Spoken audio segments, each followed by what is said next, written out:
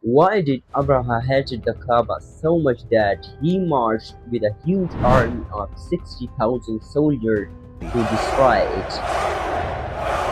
Because by that time the Kaaba had become the most sacred place in all of Arabia. People from every corner of the world come to Makkah for worship. Because of this, a few people in Makkah were earning a lot of money.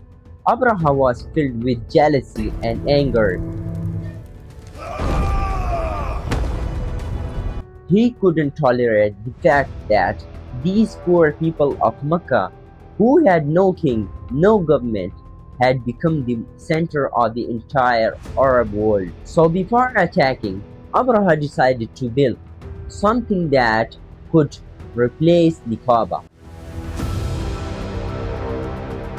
He built a huge and magnificent church in his capital city, Sana'a in Yemen. He wanted all Arabs to stop going to the Kaaba and come to his church instead. But his plan completely failed. No one came and worshipped there. Now, Abraha had only one option left: to destroy the Kaaba. Abraha was not born in a royal family. He was actually a slave belonging to a small businessman from a small Roman city. The real problem started because Yemen and Habsha had been enemies for a long time.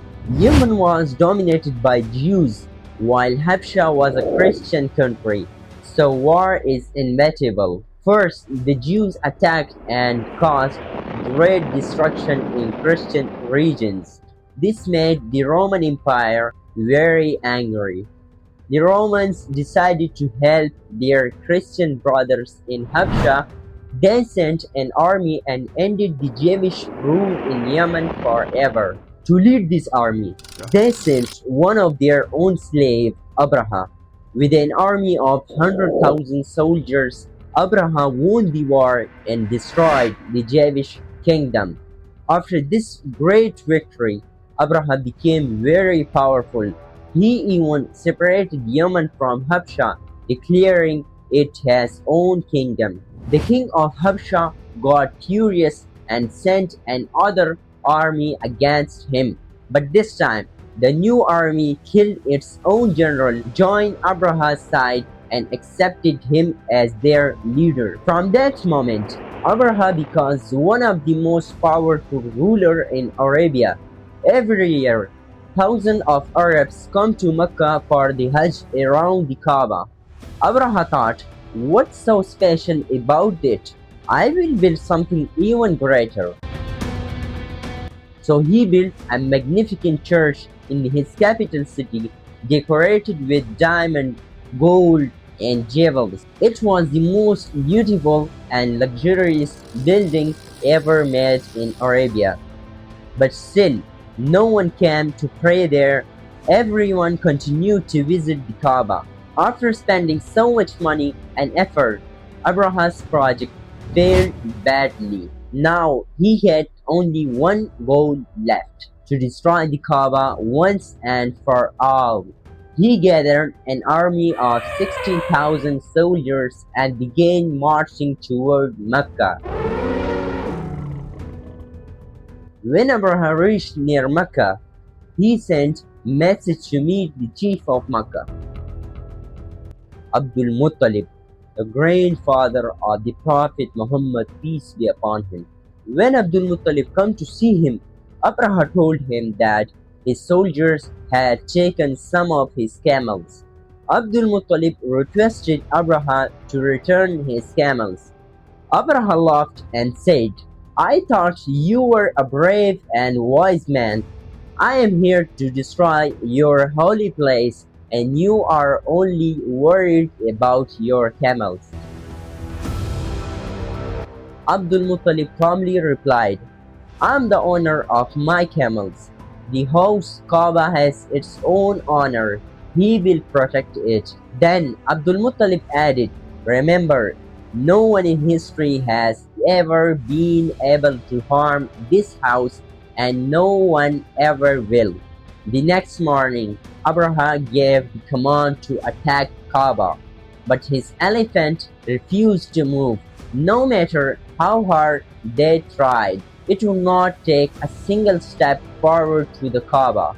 At that very moment, something miraculous happened. From the sky come flocks of tiny birds called Ababil. Each bird carried a small stone in its beak. These birds had never been seen before and have never been seen since. The birds began dropping those stones on Abraha's army, killing soldiers one by one with perfect aim. Some historians believe this was actually a severe outbreak of smallpox, because whenever the stones hit someone's body, their skin would rot and their flesh would start to fall off, even showing their bones. Soon, panic spread. The army started running away. The once mighty army of 60,000 soldiers were completely destroyed. News of this miraculous event spread all over Arabia. The people of Quraysh became highly respected and honored. They became known as the new leaders of the Arabia. The city grew rich and trade fairs like the Great Upas Festival became famous all over Arabia. Makkah's wealth and status multiplied day by day, but in the same year, something even more extraordinary happened.